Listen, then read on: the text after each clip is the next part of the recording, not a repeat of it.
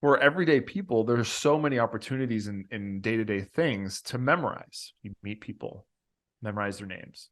You see numbers on billboards, or people give you their phone numbers, or you see license plates. You can try to commit those to memory. Like everything around you is a potential to train or practice the techniques, right? So I think that's another thing too, is to find a way that makes memory fun for you that you can train.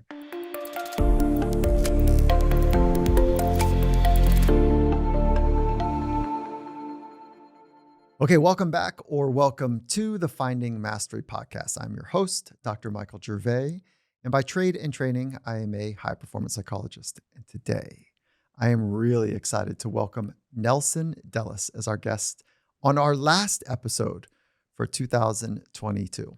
Nelson is widely recognized as one of the most leading experts in the field of memory. He is a 5-time USA Memory Champion. How about it? He's a Grandmaster of Memory and holds various world records in memorization. For example, he memorized 9 decks of cards in 30 minutes. I mean, that is pretty epic. So Nelson is also an accomplished mountaineer.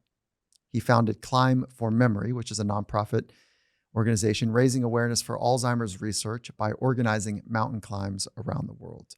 And as many of us are focused on habits and changes that we want to implement heading into the new year, I'm really excited to learn more from Nelson about how memory and well-being and performance are related, and then to drill down specifically how we can enhance our memory. What are the best practices and tactics to do so? Nelson, welcome to the show. How are you? I'm good, man. Thanks for having me, Michael. I think that many people, when they hear about memory champions like yourself or some of the memorization records that you've set, they have this fascination because they know the value of memory, and they might even be envious a little bit, but not necessarily motivated to do the work to improve their memory. So I just wanted to start with this. Why does investing in memory matter to you personally? And why do you think it would be a good investment for others as well?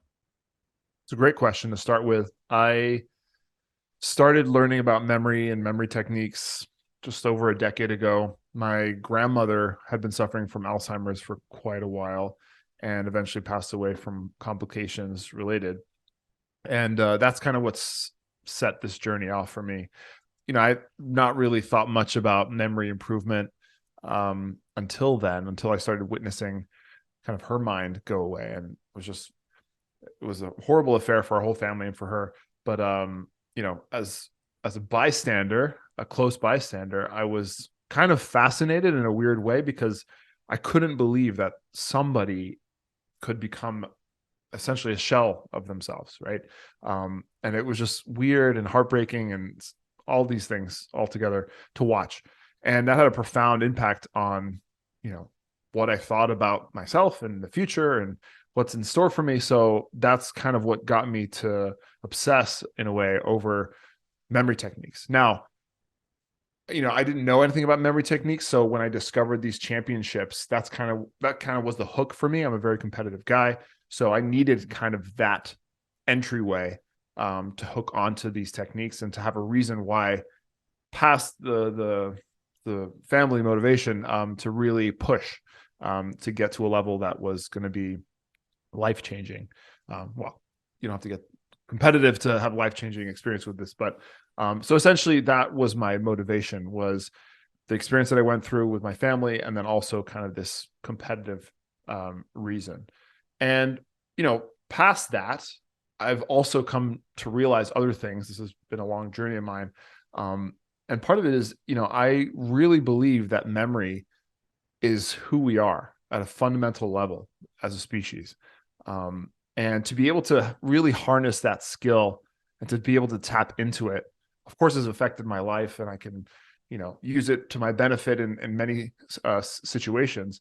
But it makes me feel like I'm more in tune with the universe, maybe with humanity. I don't know. It's a really deep feeling of satisfaction and fulfillment there somehow. Okay, cool. So for this conversation, I want to know how you're conceptualizing memory. Are you considering it or are we talking about the innate ability that we're born with, or are we talking about the skill that we can enhance, a trainable skill?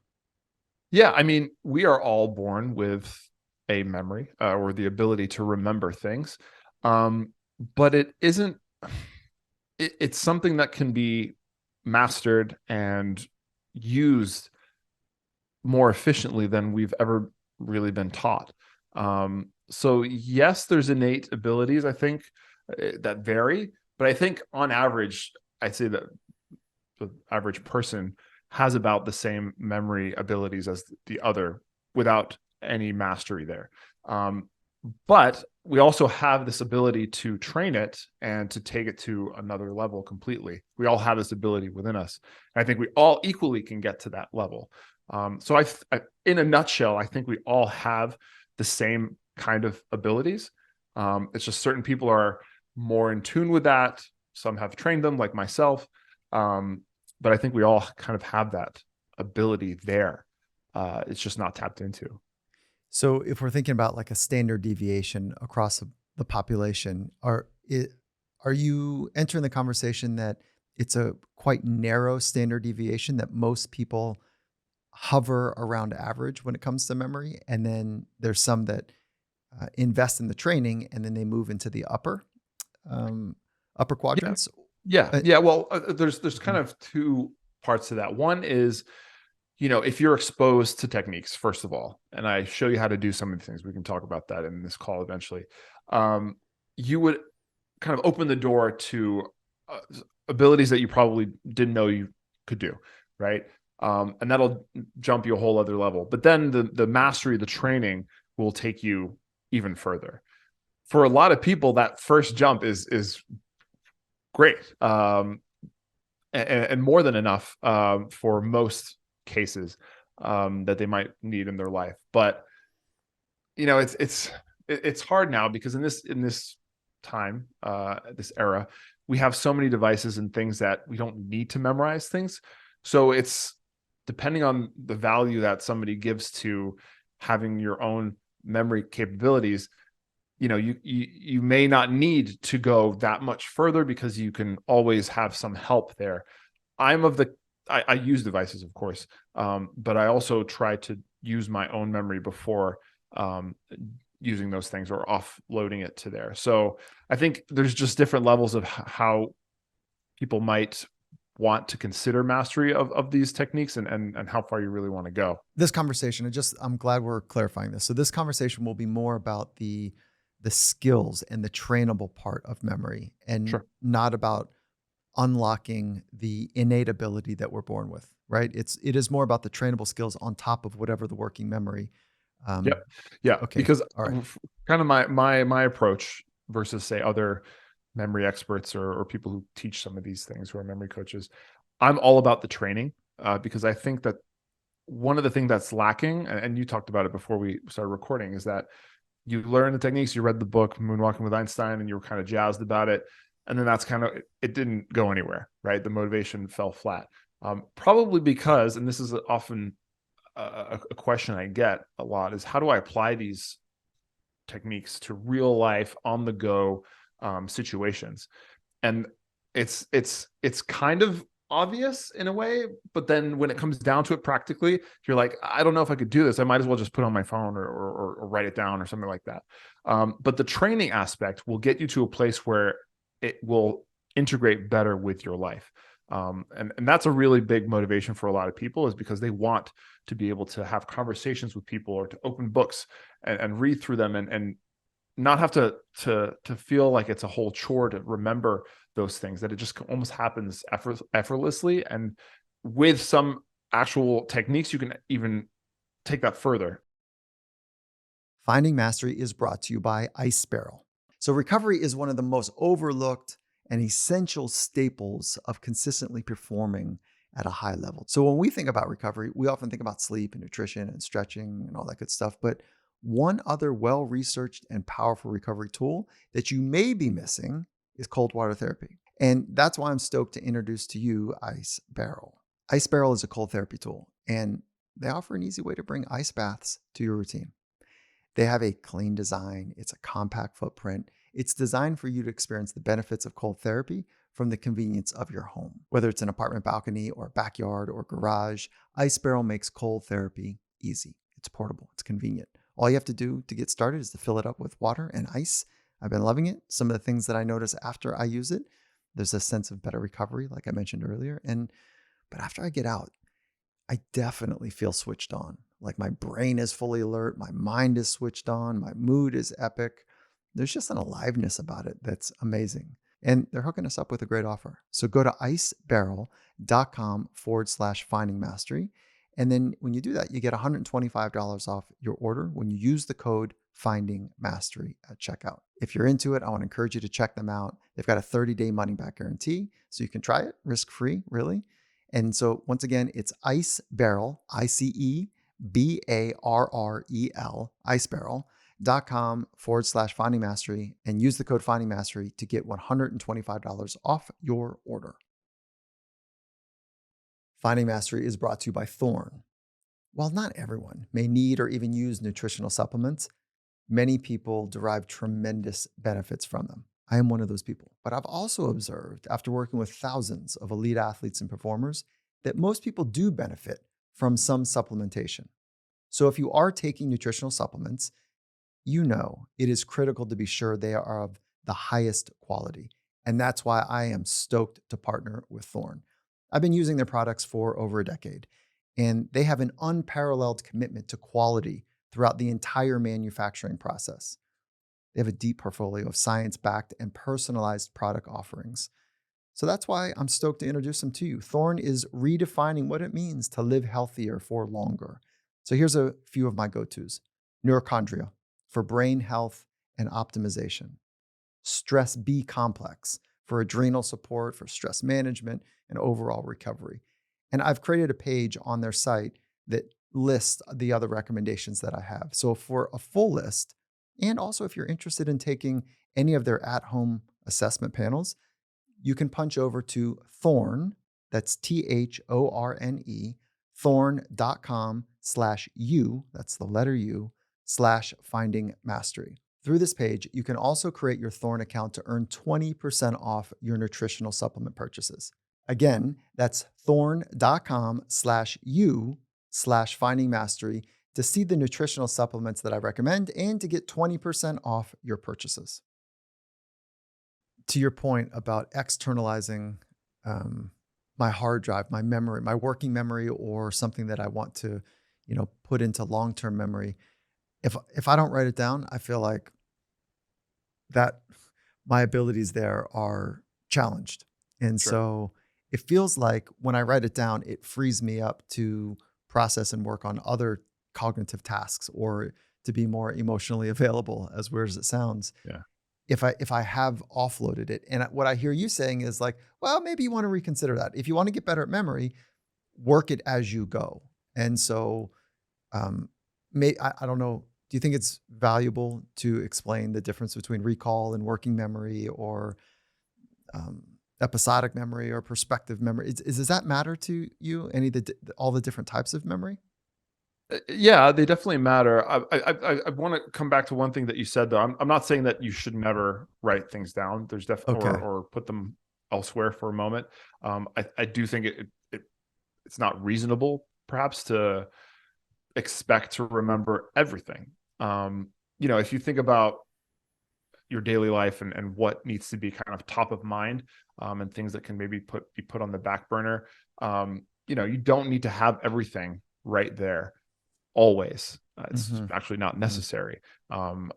So I think there are some instances where you want to be able to use technology there to help kind of free up your mind if that's a pressure to you, but also having the flexibility to kind of download things and then offload things as you need them with your memory skills to keep them there. In terms of the different types of memory, the main two kind of memories that I work with when I coach is working memory / short-term memory. It's essentially the same thing. And then long-term memory, right? How do I keep things for the short term, or essentially how do I get stuff into my memory so that it's there for a relative short amount of time? And then how do I choose which parts of those, which items I want to keep for the long term so that I can have it for, let's say longer than a few days to forever. And those essentially are the two things that most people are concerned about. Like, why is memory so important, not just for you, but for all of us? And because you said something really powerful, which is like it's the essence of who the person is. So tell me more what you mean by that. Yeah, I mean, I'm a believer that if let's say you woke up tomorrow and forgot everything in your life, right? Would you be you, right? Some might argue yes, right? I would argue no. I think we are. I mean, you could argue that there's like something more like indescribable about our consciousness or something, but I think ultimately we are who we are because of the sum of our memories, right, and experiences. Which, when we talk about your experiences, it's essentially the memories that you have of those things. So without them, I mean, who are we in terms of being you, Michael, right? And me, Nelson, and that feeling what it's like to be me, I or think you. that's yeah, that is a phenomenal distinction that you're bringing up is the difference between the experience and the remembering of the experience. All right. Well, let's get into the more aspirational, like what we can do now, Mhm. and like what are some of the strategies that you are excited, for people to try and share. And this doesn't mean that they're gonna get on stage and compete with you, but No, they're gonna build a deeper base, right? yeah, yeah, and you don't have Yeah, to compete to do that. of That's course. Yeah, yeah, of course. it's like, I would not want to compete against you. Let's just be very clear. And my whole team and my family would be like, Mike, you have no chance. Like yeah, you have zero chance. So, but what are some of the things? And I'm motivated to get better. But then that motivation, I say that out loud to you, Nelson, because I most things that I'm motivated for, I end up sticking with it. But this one, like I'm I want to learn from you and practice them. And I want to come back to you and say, yes, I'm working it and it's awesome. But if I got this other thing that's even in my mind right now, like, are you really going to do the work?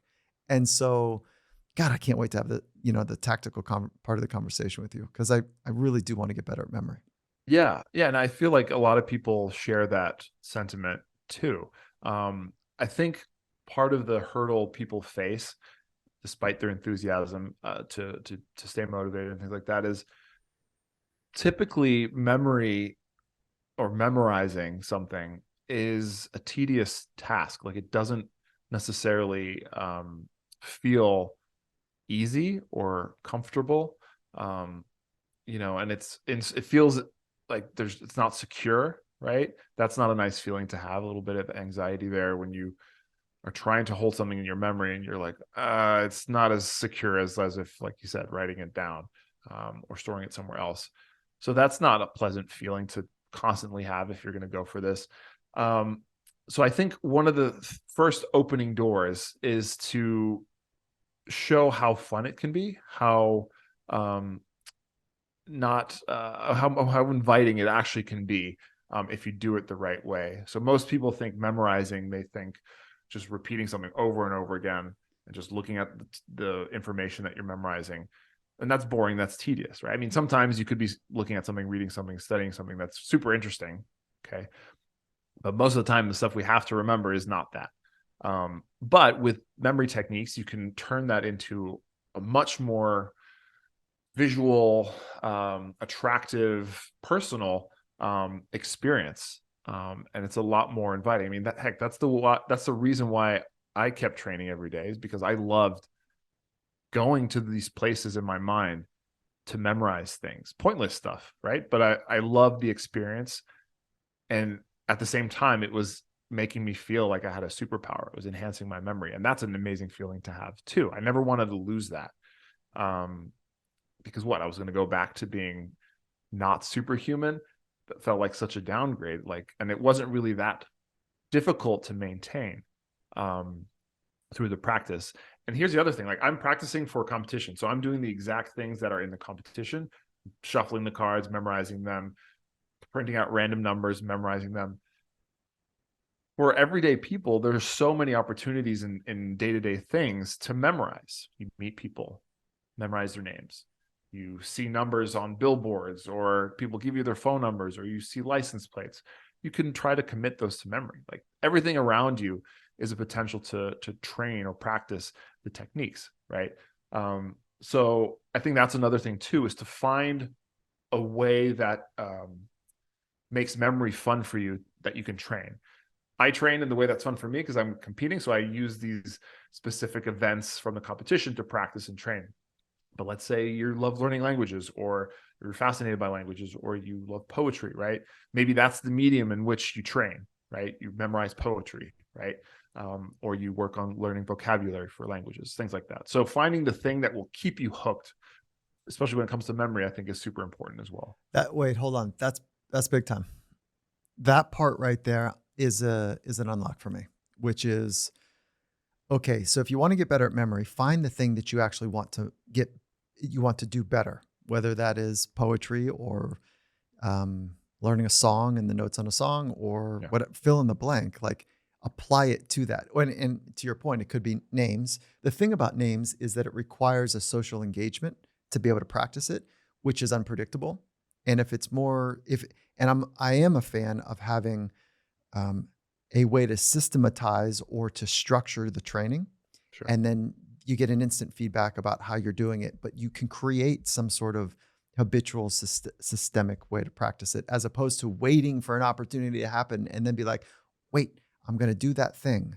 Right. It's just, I think it's really hard, but I think that if maybe it's for music for me, and playing the guitar, You play and guitar? then, okay, so that's the one I'm going to map to right now. And then I'm going to practice it when there, but I'm also going to practice it when I meet people. All right. So drop us right into some fun ways to play here. Yeah. So let's start with the basics. So essentially, I try to distill the whole process of memorizing anything down to 3 steps. And in my book, I call it See, Link, Go, just to keep it simple. So essentially, the first part, see, is, SEE, to see something. So what does that mean? When you're looking at or receiving some data that you'd like to remember or memorize, you need to visualize it in a memorable way. I mean, that sounds obvious, but what I mean by that is to think of it in terms of some associative picture. All right, our brain works better with pictures that are meaningful to you, to me, than typically the abstract information that it is. And essentially, our brains are dealing with abstract information all the time relative to what it was designed for, which was to recognize very simple patterns. You could argue that the development of the brain versus like recent technology and writing and language and philosophy and high level thinking is relatively new.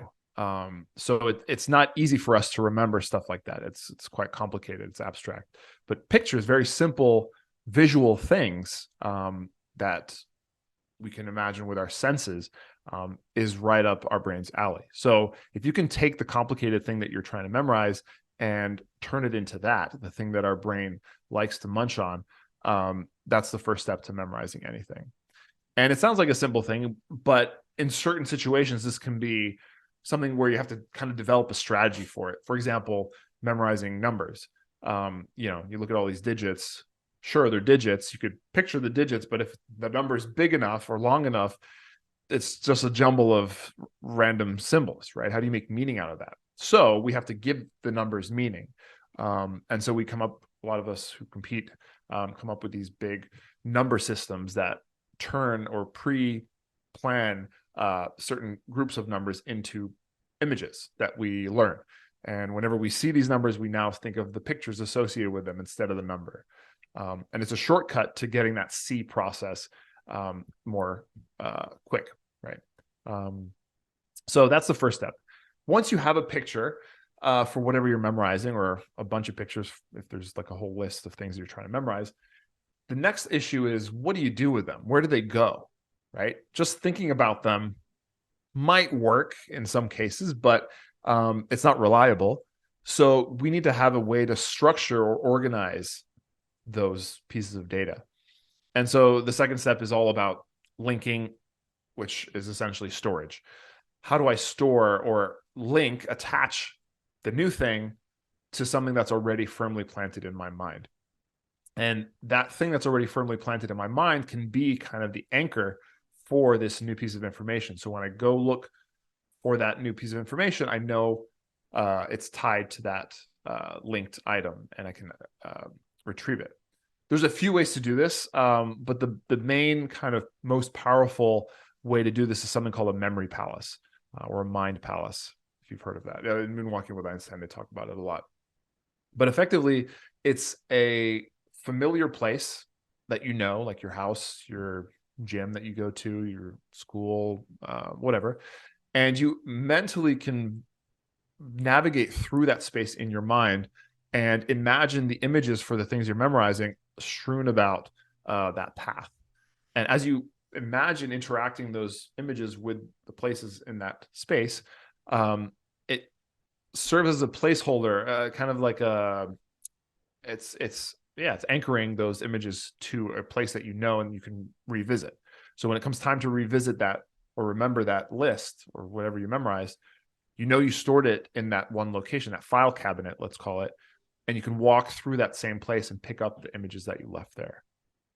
Sounds complicated. It sounds kind of more work than just, say, doing it the old-fashioned way, but it's taking advantage of things that our brains are really good at or optimized for, and it's surprisingly easy once you do it. And then you kind of realize, oh shit, this is actually pretty smooth, like butter. It's not like a very restrictive thing that I'm fighting against to do this. It feels pretty natural to do it.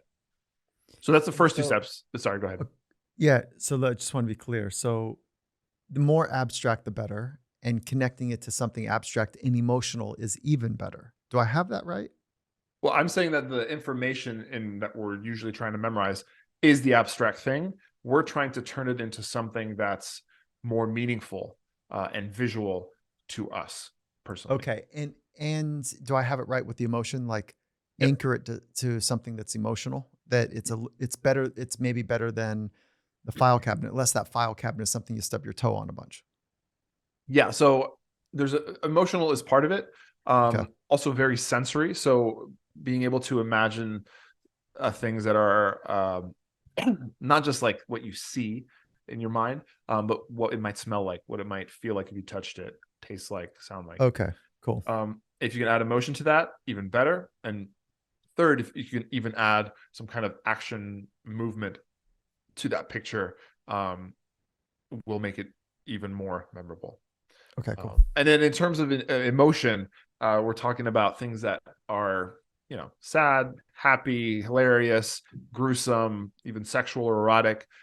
If you can tap into those kind of emotive kind of things, that's really where we start to remember things with a lot of detail. Okay, perfect. And then the third. The third So steps, C link. and then go, right? So go is really about how you use that information or what you've just done with the first two steps. The first two steps will get the information into your mind, and then it's a matter of deciding what you want to do with it. Oftentimes when we memorize something, we don't know how long it's going to be there. It's kind of up to the gods or something. But with technique and practice, you now have control over something that can stay short term, something that can stay long term. And the go is kind of how you proceed with that process. And essentially, to keep something for longer, you have to review. There's no way around this. This is just how our brains are designed. They're designed to forget over time.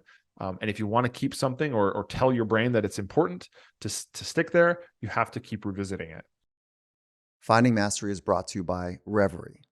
Founded by Dr. David Spiegel, a Harvard and Yale trained psychiatrist with over 45 years of clinical and research experience, Reverie is a mobile app that harnesses the power of self hypnosis to improve well being. Dr. Spiegel and his team at Reverie recently developed the first and only at home hypnotizability test. This is typically conducted in person, but this test allows you to experience Dr. Spiegel's test directly from your mobile device.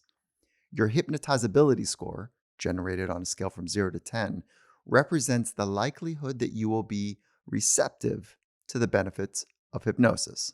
You can download the Reverie app today and test your hypnotizability within just a few minutes, whether you're a Reverie member or not. Afterwards, Dr. Spiegel will give you some advice on how you can make the most of Reverie based on your results. Learning your hypnotizability level can help you use hypnosis in a way that's most beneficial for you. To give it a try and receive 30% off a yearly or lifetime Reverie membership, visit reverie.com/findingmastery. And the way you spell it is Reverie, Reveri, reverie.com/findingmastery to experience the benefits of self-hypnosis. Finding Mastery is brought to you by Athletic Greens. If you've been listening to this podcast for a bit, you know how much I love AG1 by Athletic Greens.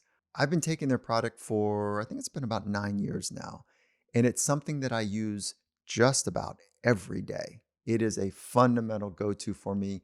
It's the first thing that I put in my system. I want to be great with my nutrition.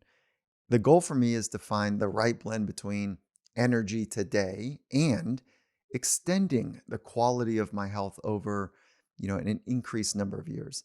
And AG1 has been a big part of that equation for me. With just one scoop of AG1, they've got 75 high-quality vitamins, minerals, whole food source superfoods, probiotics, and adaptogens, all to start your day off in the right way. I want to encourage you to go check this out. Their blend of ingredients supports your nervous system, immune system, energy, recovery, focus, aging. They've got the whole thing dialed in. And right now, it's time to reclaim, to invest in your health, your immune system. To make it easy, Athletic Greens is going to give you a free 1-year supply of immune-supporting vitamin D and 5 free travel packs with your first purchase.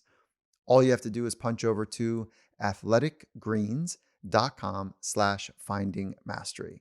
Again, that's athleticgreens.com/findingmastery to take ownership over your health and pick up the ultimate daily nutritional insurance. What does that mean that our brains are designed to forget? Yeah, so back in the late 1800s, there was a German scientist who did some studies on this and came up with this term called the forgetting curve. And every human essentially forgets relatively at the same pace. And there's this curve that shows it over time, how much information, let's say, you remember versus time. And it drops off pretty quick. Unless, and this is what he discovered, that if you reviewed after a certain amount of time, meaning you looked over the information a few times after a certain point, that curve actually didn't fall down as quickly, right? And then if you reviewed again after a certain time, the amount that you forgot over time was less and less and less. And eventually, you see this line that pretty much is similar to what you initially memorized, which is, you remembered it forever, right? Most of it. And that's what we call long-term memory. But time and time again, if you map this out for people who are not using any techniques, you'll find that it's across the board. It's very similar how we all forget at the same rate.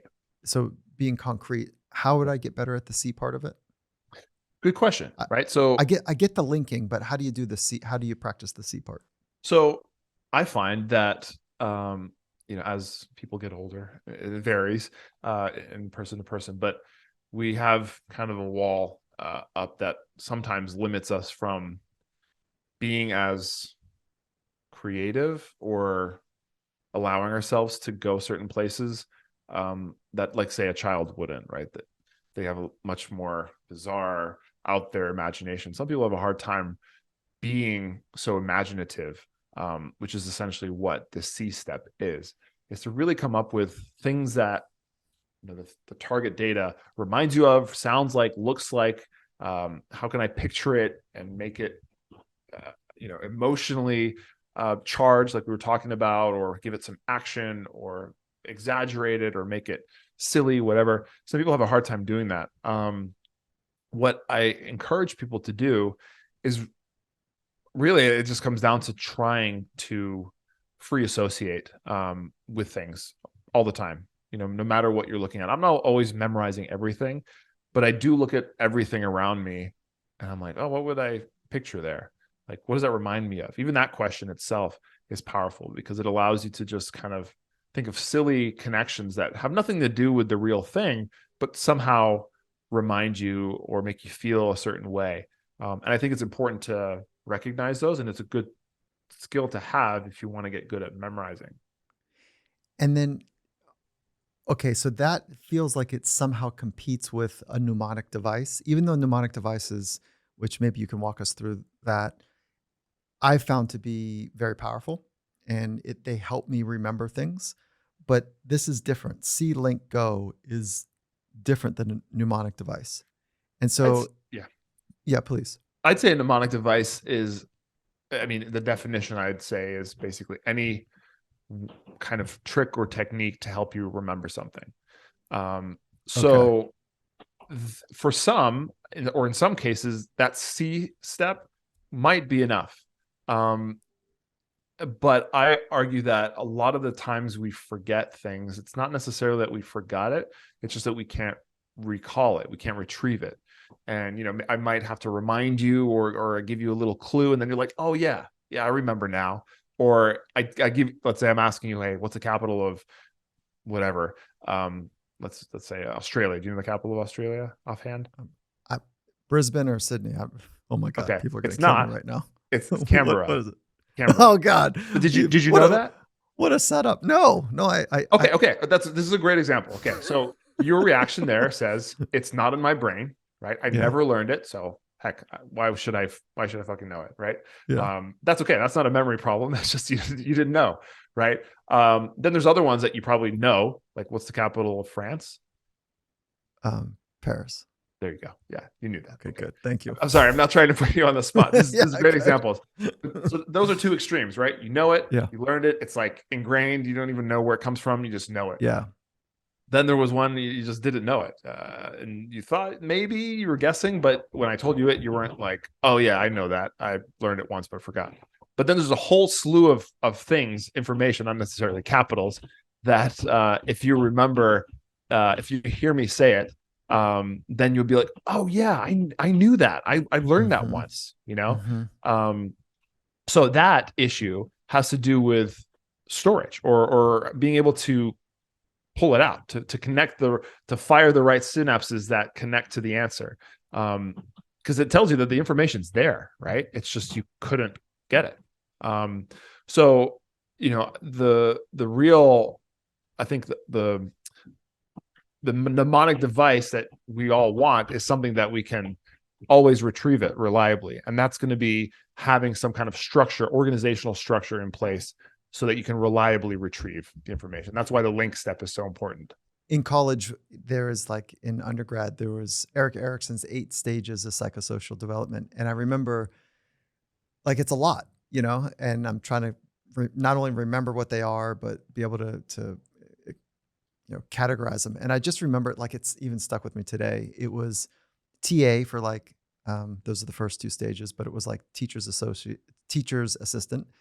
And then 4I, which is like that. It was like it sounds like 4I, which is for me, but it's not for me. This is Oh, okay. has nothing to do with me, but it's 4 I's in a row. And then it's G, which is GE, which is the last 2. So it's trust, autonomy, initiative, industry, identity, intimacy, generativity, and ego. And so it was TA, 4I, GE, and GE. it like yeah, so like it was so that's a mnemonic, right? TA4IGE. Is that a mnemonic? It is, but the link part of it is kind of happening in that as well. You're taking something abstract. It's kind Like a of teacher's blending. assistant. Yeah. You've got some imagery there, like the teacher's assistant. For I, you're maybe thinking about yourself, and then GE. I don't know if that made you. I did GE just felt like it was easy. Sure. So I Yeah. didn't, Yeah. yeah. Okay. But the 4I was kind of a flip because it was like, no, it's not about me, it's about them. And Yeah. so anyways, But you're essentially linking it to things that are more recognizable to you. So the link thing is yeah. still kind of baked in there, and sometimes that's enough. Especially for things that boil down, that you can reduce down to just like just some letters that So represent.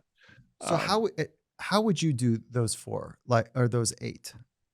Yeah. So I would maybe put, because I always feel like the memory palace is really the creme de la creme, most reliable thing if I want to remember something for longer term. So I would probably create a memory palace or use a memory palace that I already have that would have 8 different locations. Now, here's the other thing. So each of those categories, those 8 categories, I would imagine you had to you have to know more information about each one, right? Yeah, of course, yeah. Yeah. So the mnemonic that you had is good to remember the names of them, but beyond that, that specific mnemonic wouldn't really give you anything else. You'd maybe have to learn that separately and do something else to remember that differently. But with a memory palace, you can actually put all of that information in one memory palace. So I could have, say, a big memory palace, let's say a house I grew up in with 8 parts of the house, right? Okay. Maybe the first one would just be the kind of entry area, the front door, maybe in the front yard. And I would put an image there to help me remember the T, right? Okay. For trust. For trust. Okay. So I don't know, maybe in my in the driveway or the front lawn or something, there's like a group of people just doing trust falls everywhere or something. That's just Okay. what I think All of right. first. Yes, We just got cheesy. It's okay. It's okay. yeah, exactly. Okay, good. No, it's perfect, right? Yeah. Yeah. So trust falls in the entryway, Yeah. or in And the so driveway. Yeah. yeah, right. I in this case, I want to keep it kind of open. So it's like really just the front area of my house, because Okay, later good. on, if there is more that I want to expand upon, having to do with this particular topic of the 8, I can then put more images in that area, more specific to certain details, maybe Okay. references to studies or, I don't know, these other lists of things that have to do with this information. I don't know. Let's use this because I think it's it's trust versus mistrust, autonomy versus shame. So for trust versus mistrust, you said there's more in there, right? So trust versus mistrust. I was just kind of forcing my way to remember the second. If I could just get the foot in the door, trust, I knew I could get to mistrust. But I bet there's a better way, and then I'll add one more layer of complexity, is that there's this basic value, there's an aspirational value or virtue that if you move through his first stage, trust versus mistrust, you come into the world with hope. Right. So maybe if I can play with you a minute, we're in the kind of the entryway, not yet in the front door is the way I did it. I don't know why yet, but okay. So not in the front door. There's a trust fall. I'll use yours there. And there's somebody that fell that didn't have a good trust fall. And there's a bunch of people that are taking care of the person, and there's a bunch of, and I don't know how I get to hope here, but like there's like a hope that we can do it again. Right. So they're trying to take care of the person that fell. Like, I hope that we can do it again. Is that how we would make that trust, mistrust, hope? You're getting the idea there. So you're almost building a little narrative there, a story on that location, which is how you would add more and more to this one concept. And I would even go further if you recognize that maybe how would I just remember that word hope or that part to it that seems to be very important. Right. You can imagine, maybe the person who fell, who did not, who now is feeling all of this mistrust. It's a baby pope. There you go. Yeah. So Okay. something that rhymes with the word Pope. Why would there be Pope? Hope. Okay, hope. Or you might think of like Star Wars: A New Hope or something like that. Maybe you could put a Star Wars character there. Oh, that's where you go. And this makes it very weird. And some people have a resistance to this because they're like, why would I put a Star Wars character in something that has to do with, nothing to do with Star Wars? But again, you're tapping it. You should allow this because you're tapping the things you already know pretty strongly. I'm a big Star Wars fan. So anytime I can have something that I love in the mix of all these abstract concepts or ideas that I'm trying to memorize, awesome. Makes it much more of a fun experience to like go through this later and be like, oh, look, there's, Obi-Wan Kenobi. What's he doing with these trust falls, right? It's funny. It's weird. It's kind of feels like home because I love Star Wars, grew up with it. So you want to definitely tap into those kind of personal connections too, to enhance the memory. So then how do we go to the second one, just to make it more concrete? It's autonomy. Autonomy. Right? TA, autonomy versus shame. And if you come through that thing successfully, you're going to have a sense of will about you. Like Okay. you get stuff done. Got it. Okay. So then, after we're done with the front area, maybe let's say we walk through the door of our palace, our house, and the next location could be the foyer, the entryway Okay. there, whatever is there in the house that you're thinking of. I We're am not going about to judge you and see just how weird your mind is, Nelson. to. Yeah.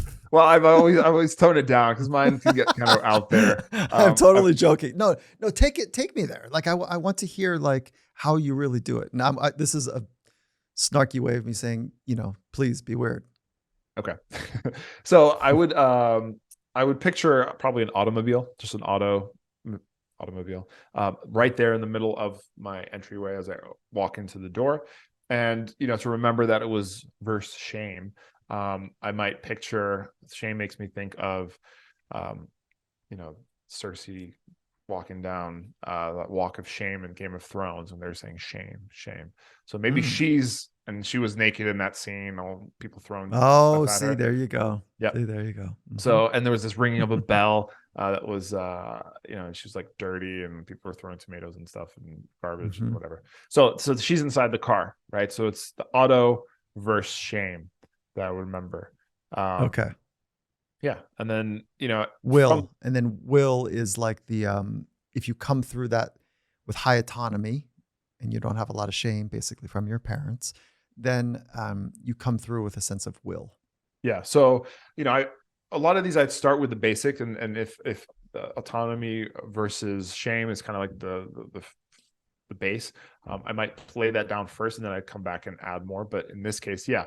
So I would imagine maybe this car is kind of going through, right? And maybe at the end of the hall or that room, um, Will makes me think of like a friend of mine. His name is Will, but for more of a visual thing, let's maybe think of like Will Ferrell is there, right? See, I thought you were going to Will Smith and Oh, then you could do Will somebody's getting Smith. slapped and then That's like it's a actually better. whole, Yeah. mm, I didn't think of that. But yeah, terrible. I mean, that's another thing is you don't want to. One thing that seems obvious to me in my memory, an associative memory might be different for you, and you go with what Yeah, makes yeah. sense to you, what's more I meaningful to see. you. But Will Smith is Hmm. a good idea. Let's put him at the end of the hall there. So yeah, if you come out of that, and then imagine the car hits Will Smith, right? So that It's funny, will, as yeah, as we're doing this, like I would play this long, and I can imagine that I'm you, like kind of playing it out right now, and then I would get to Will Smith personally, and I'd say, mm-mm. Like I don't want him anywhere in my stuff. Like I'm just having a version. You're gonna like the I don't know Will Smith, but the arrogance to slap somebody, like how convoluted is your life that you think you can go on stage and slap somebody publicly and I then agree. Yeah. I mean, so I don't know him, but I would not want that energy, in this thing that's commingling with autonomy and great Sure. will, Yeah. So I think I would edit it as I'm going, and then I would get concerned that I wouldn't get that will out, and I'm trying to get the Will Ferrell back in. And like, Yeah. does that happen to you as well sometimes? Sometimes it does, because trust me, my images for cards, sometimes I get things that I'd rather not think about. But I know that in those cases, I probably will remember it more. So I kind of allow it. And that's why even with the Will Smith, he might be so opposite to what you're trying to remember there that it might actually enhance the memory because it's so contrasting, you know. Um, and so sometimes you keep it there for that reason. Some are more Okay. purists, they like to lay down things that are entirely to their liking. Um, but again, I think having things that kind of make you stir or feel like it's wrong, or incorrect or out of place is exactly the things that we remember. So use that, right? Mhm. This conversation is brought to you by Inside Tracker. Inside Tracker, they cut through the noise by analyzing your blood, DNA, lifestyle, fitness trackers, all designed to provide you with a personalized, science backed, trackable action plan on how you can live and age and perform better in life. And that's my favorite part. They don't just give you data and then say, okay, figure it out, good luck, here's some general recommendations. They actually provide you with nutrition and lifestyle actionable steps that you can take to live well. So if you missed our Finding Mastery conversation with Inside Tracker's founder and chief science officer, Dr. Gil Blander, I hope you'll check that out. We take a deep dive on health span and lifespan, and we discuss different strategies for living a longer, higher quality of life. So for a limited time, Inside Tracker is offering us 20% off their entire store. So if you're interested, this is a great opportunity to go get started with them. So just punch over to insidetracker.com/findingmastery to check out what they're doing for 20% off. And it's spelled just like it sounds, inside, INSIDE, tracker, TRACKER, insidetracker.com/findingmastery for 20% off. So you bring up a really interesting point is if I'm better at memory, I am enhancing my cognitive abilities. I'm supporting some of my cognitive abilities because working memory is considered a cognitive skill. So that's cool. And maybe it buffers off some of the later stage natural decline of memory, or even as a, like we talked about earlier, buffer with Alzheimer's potentially. However, there are things that I don't want to remember. There are things that that's good that I forgot that. And so is there any blowback? Is there any downside to having a great memory? I don't think if my superpower was I remembered everything, like a photographic memory, I don't think I would like that. Yeah, I agree. I wouldn't want that either. You have some of these people who have, very few people, but they have this hyper autobiographical memory. They remember everything about their lives. And that to me seems kind of too much. I don't want people to think that I'm a tape recorder. I don't remember absolutely everything. My wife can tell you that straight away. When it comes down to it, memory is all about where you put your attention. Not that sounds really bad that I'm not paying attention to my wife, but when I forget like the groceries or something, which does happen sometimes, believe it or not. But yeah, it's I forgot where I was going with this. Stop it. Yeah, I forgot. That is that needs to be at the top of the show. I forgot where I was going. We're introducing the great memory champion. Nelson says, I forgot where I was going. It's great, that I think what you're reminding me of is that, okay, so people say to me like that don't really know me and they want to be kind of funny and they're like, oh, psychologist, sports psychologist. Oh, great. Like, you're not going to psychoanalyze me, are you? I'm like, first of all, no, like that takes a lot of work. And yeah. I'm here to have fun at the cocktail party. Like that's not how this works. But I will see things through my lenses of my training, and you will see things through your lenses of training. But is it safe to say that you have to work to put things into memory? Like, but so remember the 8 stages. Do you remember those from when I just said them from like 6 minutes ago? Do you remember those? I remember the letters. I wasn't fully paying attention to the actual word. I mean, I remember the 4 that we started with. Well, the 2 that we started with that had the second part, the trust and the autonomy. And then I know it was the 4 I's and then the GE, but I wasn't fully listening to the other. Yeah, it's not like you heard those quickly and they're like, because you're such a radical memory person that you suck those right into some No, but if we were to go over them now, I could keep them and then I'd have them, But in terms of, picturing the things that I don't really want to picture sometimes, what's nice about having this skill is you can deal with all sorts of types of thoughts and memories that you have in a different way. So if you get good at, being able to imagine this and kind of morph what you're trying to memorize into something silly that fits in your closet, in your memory palace, you get good at taking memories and being able to distort them or resize them or place them in different places. And so for people who have, say, traumatic events or memories that they can't shake, bad memories, you can actually, there are some psychology techniques where you can take a thought of a bad memory. And, usually when you think about one of those memories, let's say I've broken up with an ex or something, and all I can do is picture her, with someone else, and it's just like eating me alive, and I can't stop thinking about it, and it's like ruining my days, right? Um, Hmm. it's very mild compared to some probably larger trauma people may have, but just as a for sake of example, you could maybe imagine that thought and then shrink it, right? And usually it'll be like in front of you, like in front of your mind. What if you moved it to the side and like threw it off into the horizon, right? So now it's like this tiny speck over there, right?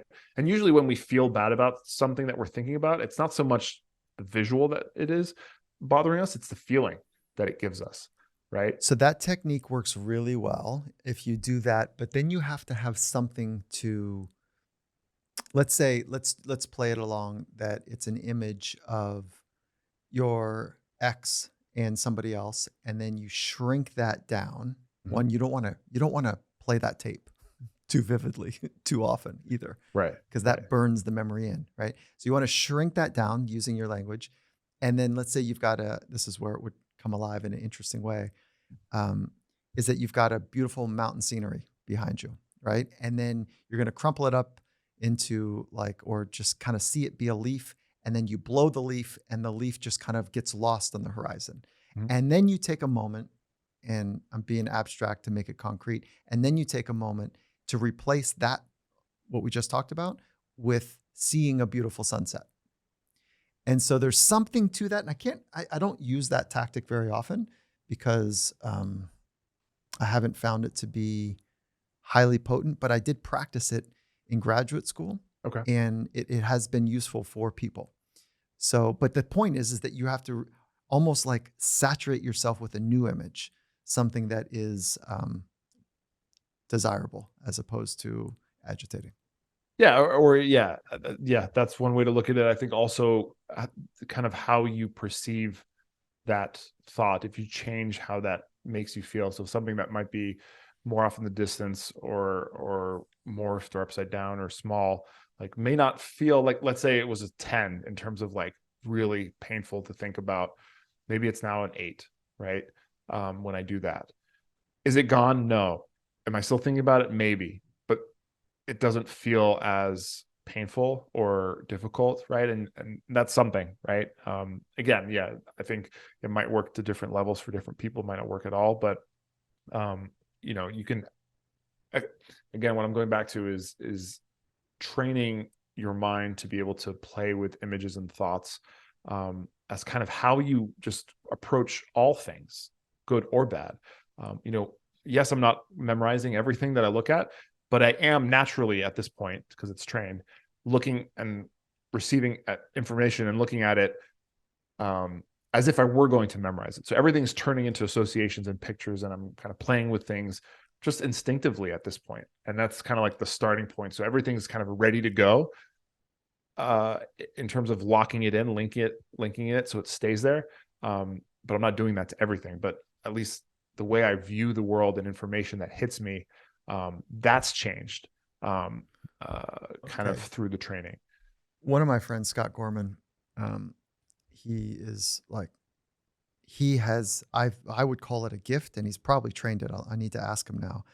Um, but he, we were walking through an event. It was a Super Bowl event, and we're walking through the event, and he says, "Okay," and he knows a ton of people. He's an extrovert. He's incredible in helping people organize their inner life as a practitioner. And he says, "Okay, Mike, that is the such and such at such and such club. It's the general manager's son. We had lunch with them at such and such." Okay. And I was like, I would remember the face, probably not the name. And he just goes, his name is and his role is, and this is where we met him. And it's like, holy moly, like it's radical. Yep. And it's a great teammate for me Sure. because I'll remember the spirit of the person and maybe a story, but definitely I get the emotional vibe of the person. And there's like the way that that feels effortless to me. But do you have that same ability? And I'm going to ask you, like, can you help us, those of us who are going to go to some holiday events? And I introduce you to the Finding Mastery producer, Alex Wood, and you guys shake hands. What do you do with that? And then I quickly introduce you to, Other people, somebody right? else. And I say, here, group of people, like, what do you do with Alex? Yeah. So I say the first thing, is the frame of mind going into a setting like that. Oftentimes people are just there to have a good time, maybe get obliterated out of their mind. I don't know. Or maybe even just say really cool things to people, and that's all they're thinking about. But if you really care or want to care about remembering names, then you have to have that kind of narrative in your mind going into this. And I honestly think if you have that going on in your head before you meet someone or before you go into an event where you're going to meet people, you will come out of it remembering more. So it's an intent thing, right? Another thing that feeds into it is people's perception of their own memory abilities. If you think you have a bad memory, then you're probably going to be quick to say like, oh, I'll never remember this person's name. And yeah, you won't. But if you can change that narrative and you can be more focused on what you want, which is to remember Alex Wood, and maybe more information about him, you'll come away with more information than you would expect. So that's the first step, is to really change kind of, before I go into it, get this handshake and exchange names, I'm looking at this person. I'm in the moment with that person, saying to myself, who's this guy? I want to know what this person's name is and what he's all about. Like, that's all I care about in that moment. I'm not thinking about what I'm going to say or, what the food is that we're going to eat later. It's this guy and the time he's giving me right now, you know? And so then we shake hands. Sorry, go ahead. You shake hands. Yeah, no, you shake hands. And I'm going to quickly introduce you to another person, right? So Yeah. how do you grab Alex? You're in the present moment and Alex says, nice to meet you. And you say, great to meet you. You probably say Alex one more time just to have it out there. And then are you doing some sort of memory palace in that moment? Or are you doing what? Let me pause. What are you doing? Yeah. So I do. Yeah. And it's not, it's a slight variation on the memory palace, but it still is essentially the C-link step steps where, they say the name. I think of an association to it, whether it's the name reminds me of someone I know with the same name, or if it sounds like something like a noun or something I can think of, I'll think of that. And then the link, I do this really quick. Instead of linking it to a memory palace, I'll link the name or the image to something about them. I'll use maybe a facial feature that I'm looking at that I notice. It doesn't have to be something crazy like they're a caricature. Just anything mundane, even like, I have a mole here, like I have creases when I, like something that you noticed in my eyebrows, whatever, my beard, or let's say these were his features. I might attach that image to one of those things or have it interact in the same way that I would attach, what we were memorizing before in the front yard or in the entryway.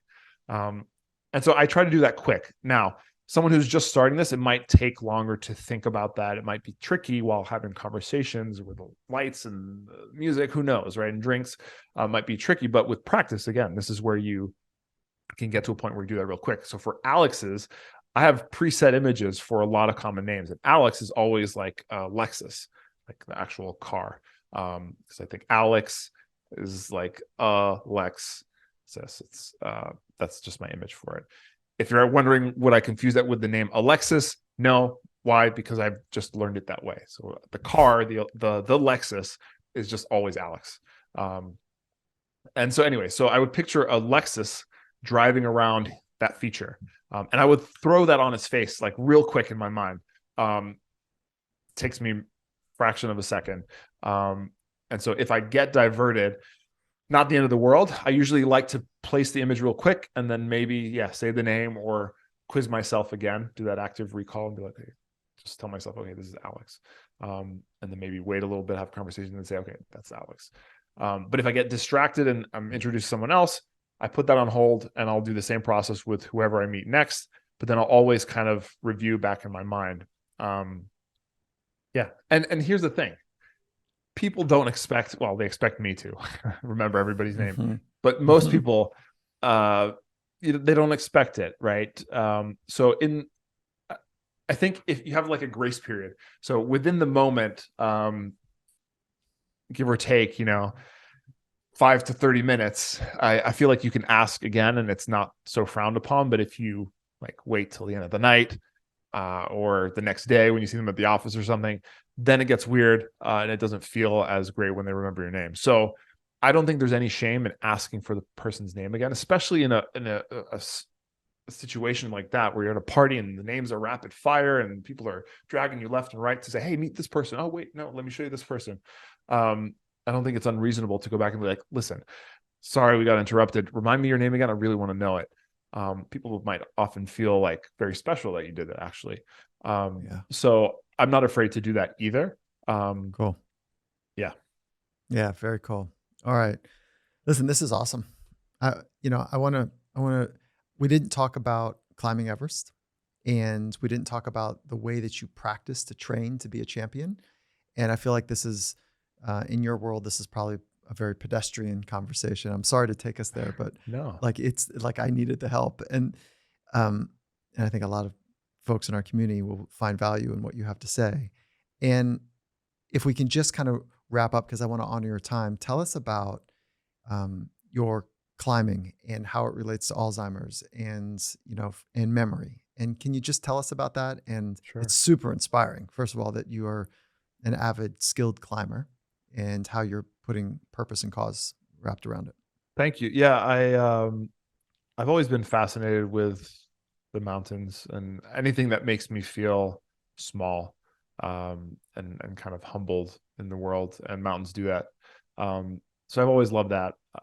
Back when I started learning these techniques and discovering them, I always was shocked that not many people knew of the techniques or knew or really thought twice about brain health as something that you could work on. So I decided, I needed to share this with as many people as possible. And I thought going to climb mountains and kind of raise awareness through those endeavors would be a great head turner, for the cause that was underneath it. And so I had been climbing very casually and learning some mountaineering skills. And I was like, you know what? I want to climb Everest. That's a huge goal to be coming out of my mouth, at the age that I was and the experience that I had, but heck, I'm going to do it. It took me a couple of years to figure out how to get there. And I created this charity, Climb for Memory. And at the beginning, it was me doing these big climbs and trying to get sponsors and try to raise awareness and get attention for this disease. And then over the years and now, I run kind of yearly treks up Kilimanjaro and to Everest Base Camp and things like that for groups who climb for the cause. So I kind of open source it a little bit. But yeah, climbing Everest, I've been up there 4 times. Funnily enough, I don't know if this is anywhere in the research that you did, but I haven't summited. I've come so close. The closest was 50 meters from the top. I've turned around for numerous reasons. It's personally a goal of mine, obviously, to summit. It's not entirely all for the cause. It is a challenge, and I like these kinds of challenges. And I don't know. I've done a lot of climbs like that really make me value what it means to be alive, and I'm kind of addicted to that. So I keep going back. But yeah, it's an amazing, Awesome. it's amazing experience. I hope the conditions are right for you, and I see value in the way that you're able to discern, to choose the safe path versus the Thank you. obnoxious risk-taking path. And so, if somebody wants to support your cause, how do you enroll them and their energy or their resources into what you're doing?